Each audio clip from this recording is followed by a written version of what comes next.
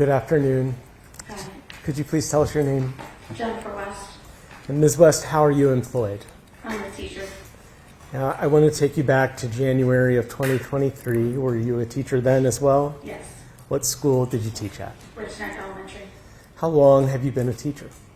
23 years. And what grade did you teach at Rich Neck back in January 2023? 1st grade. Could you help us understand where, if you know, do you know where Ms. Zwerner's classroom was? Across the hall from mine. Okay. Taking you back to that January 6th date in 2023, on that day, based on, for whatever reason, did you end up observing a student named JT while he was at recess? Yes. And where was your class at that time? Also at recess. Okay. And while you were observing JT, could you describe, just as if it was a movie that we were watching, just the actions that you observed? He and another And student. I'm sorry for interrupting you, but I need to at this point because I forgot to remind you, we're not using any names of students. You can say a student or you can use initials, but please don't say the names of any students. He and another student kept going behind the rock wall, and there's a large tree on the playground. They go back there and come back out, and I just was watching their interactions. Do you know the initials of the other student? RR. And do you know the initials of the JT. first?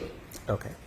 So describe for us what exactly JT and RR were doing in as much detail as you can remember. It's hard to remember specific details, but I did write down notes the day of, and I reviewed those before coming. When you reviewed your notes, did that help you refresh your recollection about what happened? Yes. Okay, well, then what happened? They were staying together, very close together. They kept going behind the rock wall, going behind the tree, kind of being secretive, trying to avoid other people. Okay. I'm going to object. Second. I'll agree that the trying to avoid other people part should be stricken. Okay, so sustained, strike that part, trying to avoid other people, but you can consider going behind the rock wall. Next question. Ms. West, when recess ended, did you have a conversation with RR? After we got back in the building. Okay. And before I ask you to tell us what RR said, can you just describe his physical demeanor, how he appeared to you? So I asked him to come speak with me to ask him about what we had observed at recess. And before you tell us what he said, I just want to know his demeanor, how he appeared. He was visibly shaken, nervous. I asked him what they had been doing, and he said... Okay, hold on. Before you tell us what he said, I'll ask judge and counsel if we need to voir dire this witness.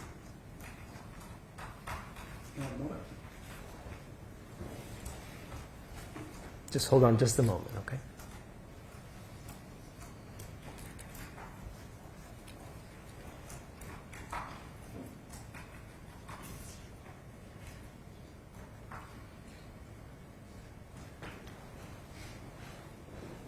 Your Honor, I think based on previous rulings that the court will allow her to testify, but we're objecting for the record that any statements that she may have heard from RR are hearsay. Okay, you're continuing. Your exception is noted. Thank you. All right, you may proceed, Mr. Jenkins. Tell us what RR reported to you. He first said he couldn't tell me, and I reassured that he could. And he said, I can't. He said that he would hurt us, that he would blow us up. He was referring to JT at the time. And then he said that JT had a gun.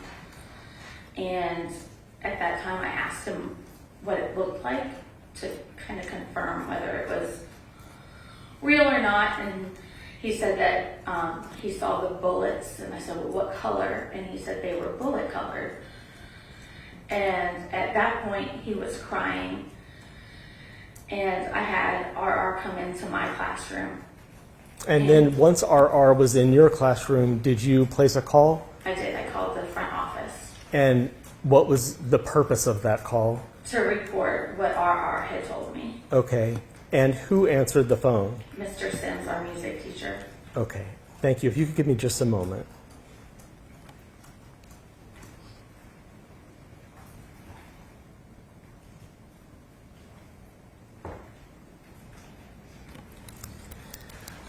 I want to now fast forward a little bit and jump forward. Later in the day, did some students come running into your classroom? Yes, I think it was just before 2 o'clock.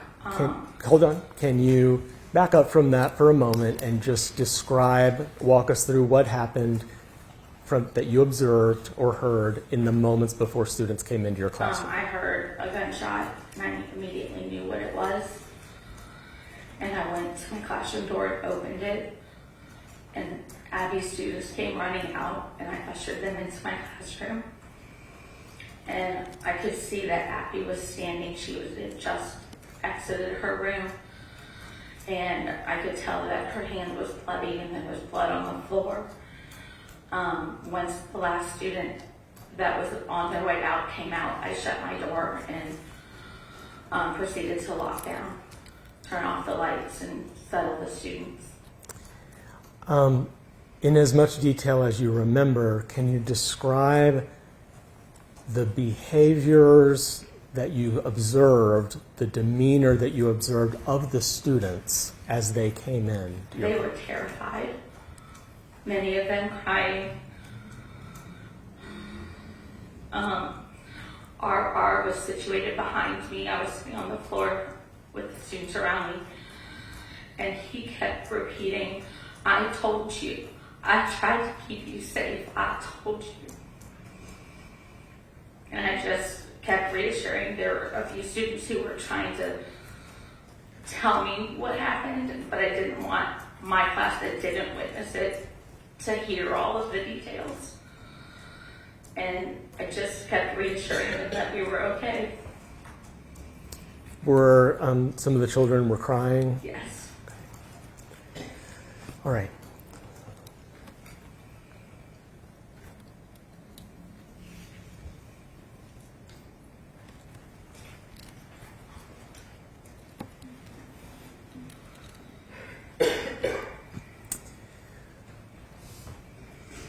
Ms. West, thank you for your testimony. I don't have any more questions for you right now. Please answer any questions from defense counsel.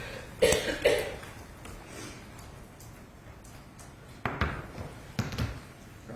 sir.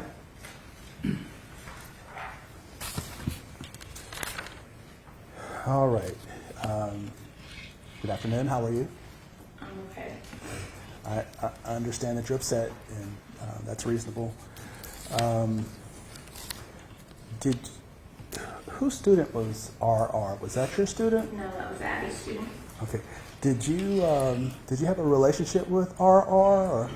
I try to have relationships with as many students as I can. So, yes. Okay. And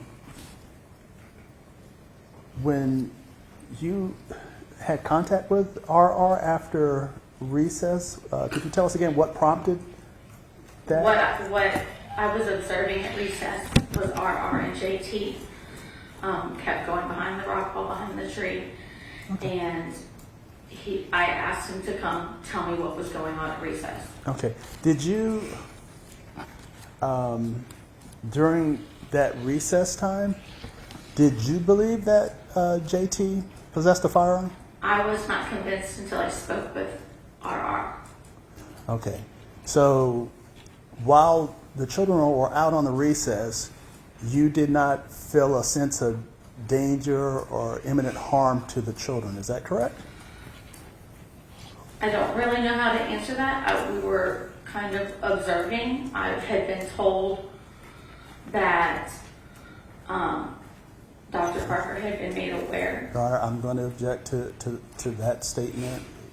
It's hearsay. Objection to that. If this is a question that he asked, and moreover, just a moment ago, he asked the question, what prompted her to talk to RR? And she's entitled to answer the questions that he asks. Okay, and so, again, we don't know what the answer is going to be, and it doesn't make it necessarily admissible. But that is hearsay that she was told. So at this point, we cannot consider that unless it comes in under another exception. Thank you, Your Honor. Next question. Okay.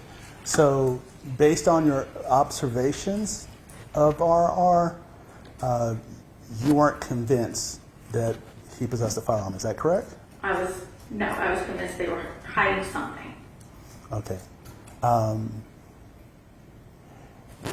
Had you believed that he possessed a firearm, would you have taken steps to exclude him from the presence of the other students? I'm not sure how to answer that. All right, I'll ask it a different way. If a student possesses a firearm, should you take steps to exclude them from the presence of other students? That's the administrator or security's job. So, as a teacher, you don't feel like if a child possesses a gun, you should take steps to ensure the safety of those classmates? If a child possesses a gun, I rely on the people whose job it is to check the child. And I'm not talking about checking.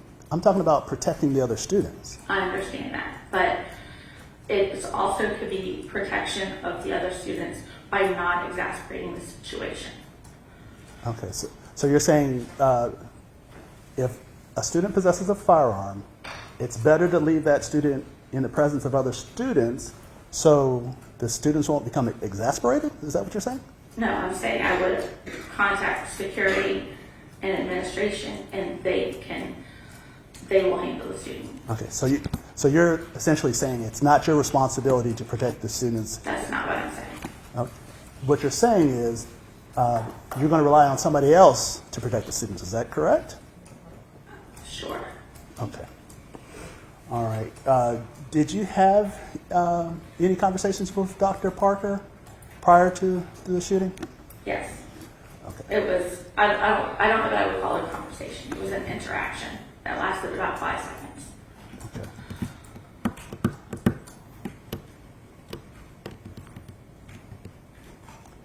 Did you tell her that you believed that JT possessed a firearm? No, that was prior to my conversation with RR. Okay. Did you possess any means to communicate with the office while you were out on the playground? Based on my notes, there was a walkie-talkie. I personally don't remember having it in my possession at recess. I even can't remember what the protocol was that year because they've changed so much. Sometimes there's one walkie-talkie per grade level. At this time, every teacher has a walkie-talkie. But I do not recall specifics of the walkie-talkie that day. So you don't remember if you had one or if Ms. Zwerner had one? Or... I do not know. Okay. Do you remember if anybody, you or her, tried to make an attempt to contact the office while out on the playground? No, I did not. Okay, that's fine. So you didn't observe Dr. Parker's behavior or interactions anytime? Personally, no. Can I have a moment, Your Honor?